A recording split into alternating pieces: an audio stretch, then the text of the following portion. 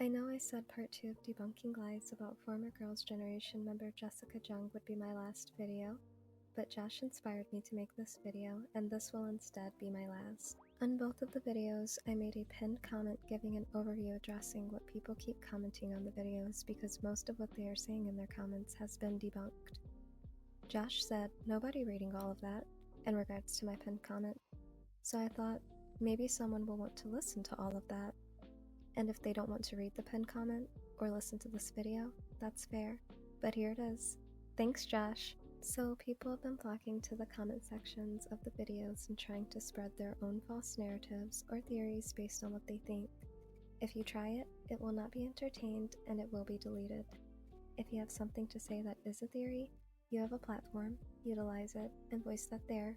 But do not come to my videos trying to perpetuate more lies, false narratives, theories, and rumors in the comment section. The videos are titled Debunking Lies, not Entertaining Lies.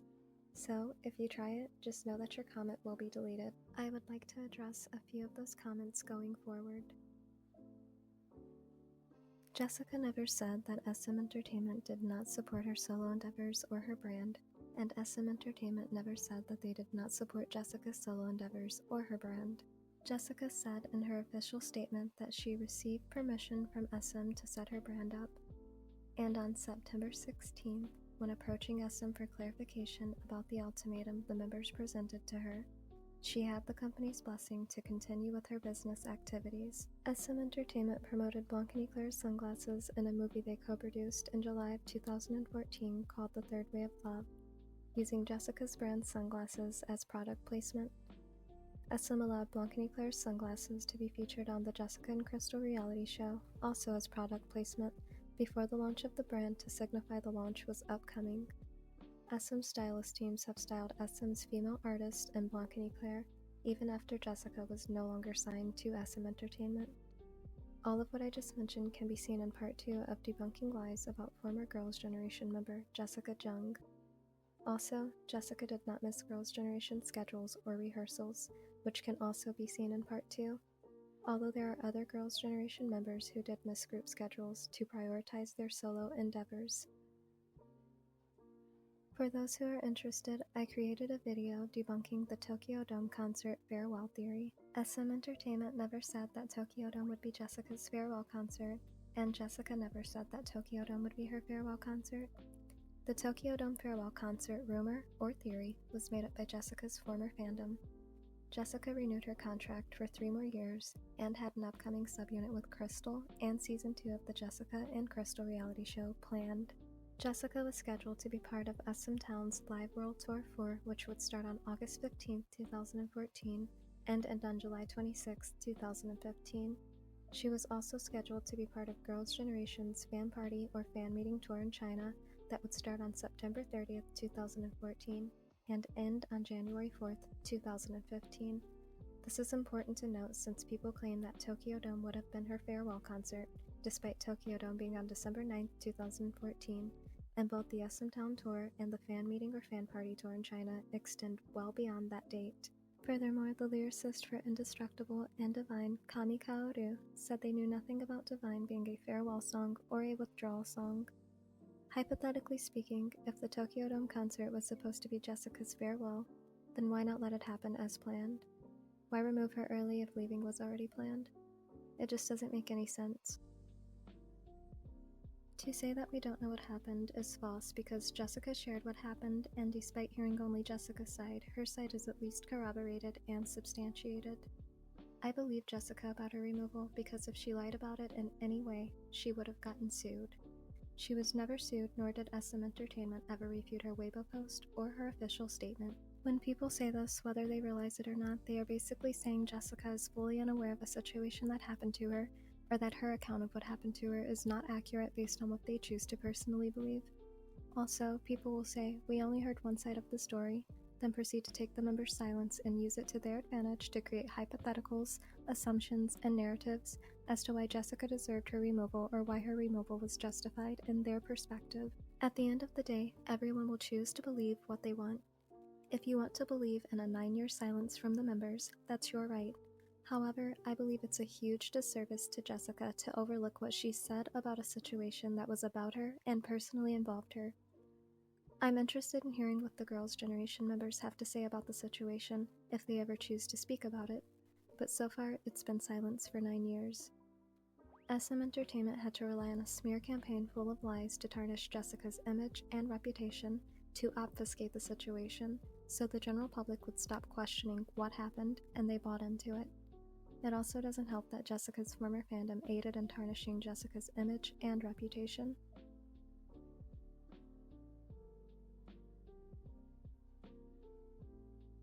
Jessica was also a SM employee, a former member of the group. She knows the inner workings of the group as well as the inner workings of SM Entertainment, and the situation involved her firsthand. Jessica said that the 8 others presented her with an ultimatum in early September, and when she wouldn't choose and told them that their ultimatum was unfair and that her business did not interfere with Girls' Generation activities, later on in September, despite her getting permission from SM Entertainment on September 16th to continue doing both, it eventually led to the members asking her to leave the group along with the agency. This means that the members of the group had enough authority to voice their opinions in regards to her removal. SM made the final decision, yes, but the members not wanting to work with her anymore was the catalyst of it all and was factored in when that decision was made. SM ultimately chose what was more profitable, an 8-member group versus ruining the original 9-member lineup and removing the member from the group that the other members are having discord with. Again, they are going to go with what's more profitable regardless of who is in the wrong or right. The situation involved Jessica directly and firsthand. I believe her over what anyone on the internet thinks about the situation, and SM Entertainment never countered her Weibo post or official statement about the members' involvement in her removal, nor did they sue her if what she said was false. In South Korea, people can be sued for telling the truth, so where's the lawsuit if what Jessica said was so damning and harmful, even if it was true, and most of all, if it was false? Even early on in their career, the Girls' Generation members themselves mentioned on the March 4th, 2009 episode of Radio Star that the members' opinions take prioritization in regards to the group or the future of the group.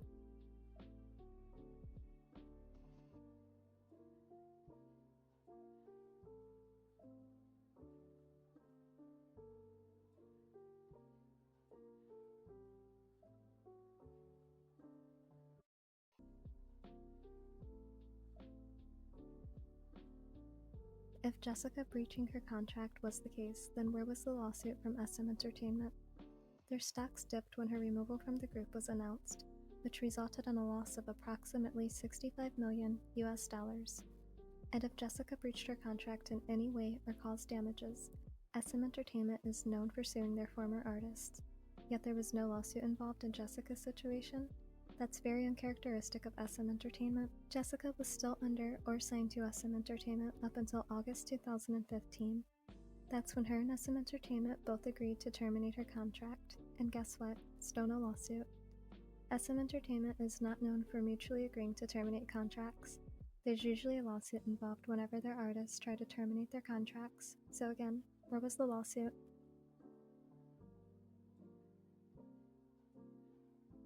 Jessica released a statement countering and refuting what SM Entertainment said about her wanting to leave the group or stopping group activities after one more album, and in regards to her launching her brand early.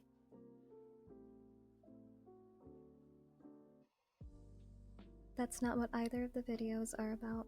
I don't rely on rumors, hearsay, or I think and I heard as proof. As far as known, the Girls' Generation members have not said that they are in contact with Jessica. According to Jessica's Billboard interview, she hasn't seen them in several years. This interview was on May 17, 2016. Billboard asked Jessica, "It's been almost 10 years since you debuted as a member of Girls' Generation.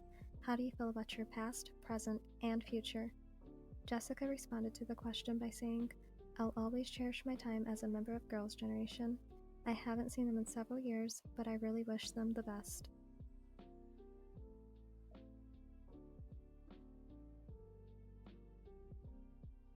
The vote rumor is hearsay and has no merit, although Jessica's words do, and Jessica never singled out a certain member or certain members for her removal. Jessica consistently mentioned 8 others or 8 members when speaking about her removal from the group in her Weibo post and her official statement. A video titled "What's Behind Jessica's Removal from Girls' Generation" addresses this rumor. The rumor actually originated from Chinese Seoul and was posted on a Chinese forum called Baidu Teiba. It's not fair at all for anyone to be painted as a villain or singled out for Jessica's removal when Jessica said 8 others and 8 members in her Weibo post and official statement. So it's unfortunate that the narrative that this certain girls' generation member masterminded Jessica's removal was created and people ran with it because of the awkwardness between the two. But it also goes beyond the fandom and people simply enjoy bandwagon hating. The best way to explain why people push the narrative that a certain girls' generation member masterminded Jessica's removal is, for example, there's a largely popular group and they are known for their bond, and people in the fandom have known or observed for years that group member A and group member B seemingly got along just fine in the beginning. Then at some point things began to seem awkward between group member A and B. And as people notice that, it starts to become a topic of discussion in the fandom enough to where it catches the interest of other people outside of the fandom to start questioning what happened between the two. Despite the awkwardness, A and B have a few nice interactions here and there throughout the years, but the fandom usually blames the reason for the awkwardness on one member over the other instead of just chalking it up to not knowing what happened. And it gets dismissed as that because people usually start to believe the majority opinion that's repeated and spread. Years later, B gets unjustly removed from the group and says all the members were involved in their removal. People in the fandom and outside of the fandom are going to ignore all the members were involved part and will instead assume the member they were most awkward with for years, despite the nice interactions here and there, was probably the main one for the removal out of the rest. I'm not saying it's fair or it's okay, because it is not, but that's how people think, and that's a lot of where that narrative stems from, aside from people jumping on the hate bandwagon. Hopefully that example kind of explains why a certain member in particular is targeted by people or gets most of the blame in regards to Jessica's removal or when the vote rumor is brought up. Although this example is not a justification, nor am I saying that it's okay for a certain member to be blamed, because it is not okay.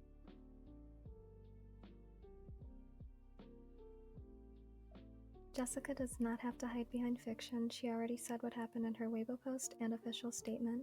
That alone was enough for SM Entertainment to sue her, but they did not. I'm not going to argue with anyone about the fictional novels or how they feel about them, because Jessica already said in her Time interview on September 24th, 2020, that she never wanted to write a tell-all or an autobiography. The fictional novels are inspired by her life or experiences in her life, and there are parallels. But if people choose to take the drama in either of the fictional novels and apply it to the members, that's your own interpretation and your own doing. If people actually read the novels, it's basically pointed out in the novels that the main character in the book, Rachel Kim, understands where the jealousy and resentment towards her stems from, due to the special privileges Rachel received as a trainee in Shine and the opportunities she was getting approval for in Bright when the other members were not. However, Rachel remained encouraging and supportive of the others, although she sees how the aforementioned could make them feel. But what could she do about it if things were falling into place for her? Rachel also had opportunities taken away from her, the Vogue photo shoot, but she didn't make snarky comments to them about it, and she just let it be. People would rather gripe about the novels being Mary Sue fanfiction that paints Jessica in a positive light and the others as villains, and wanting to assign the characters in the novels to the members. That's how I can tell they know nothing about Jessica's novels, or if they did read Jessica's novels and that was their takeaway, they completely missed the point. And to address the people who come to these videos to call Jessica a flop, I couldn't imagine making it a point to go on a YouTube video about an artist and write negative comments about their sales or concerts, especially when they are blacklisted and when the video has absolutely nothing to do with sales or concerts. The fact that Jessica can still garner enough interest from people to tour and have them attend her concerts, whether it's hundreds or thousands attending, sold out or not, is incredible. To see that people still have that much interest in Jessica when it's been 6 years since she released an album, and considering the fact that she's blacklisted, I'm just so happy for Jessica and the people that get to attend her concerts. It ends up becoming a fond memory for her and her fans despite what others have to say. And when I say this, I don't mean it as shade, but she's able to outsell some soloists and even some groups despite being blacklisted. It doesn't faze me at all when people mention Jessica's sales as a drag, whether it's in regards to her music or concerts. Instead, it makes me think, wow, you're so invested in someone you dislike and you don't even realize that person has won by capturing your interest. Jessica said it best, actually. For haters, I want to tell you that they are actually spending their time and investing their energy to come and watch you. You're actually taking time from them. and you're taking their like interest. So I feel like it's a good thing. So don't be hurt by haters. 是的. In the long run, they're only gonna help you. So 加油. I created these videos to debunk the long-standing lies about Jessica's removal. I find that when people try to actually look into what happened, they are greeted with articles that are full of lies surrounding Jessica's removal, so that's what they naturally believe instead of bothering to look into it any further. And I can't blame anyone for not wanting to do a deep dive and see what's accurate and what's false about a removal, because many people are not as invested, nor do they care that much, which is fine. I don't blame them, but that's what these videos are for. I hope that these videos can offer some type of clarification, whether it's for people who are new to K-pop, people who are casual listeners, people who are simply curious about what happened, or people who believed the lies surrounding her removal in the past and in the present. I hope people will look into the situation themselves and form an opinion based on their own research rather than following what others think or say about the situation. Thank you for watching. Have a safe and happy new year, and may 2024 bring happiness, good health, and prosperity to everyone.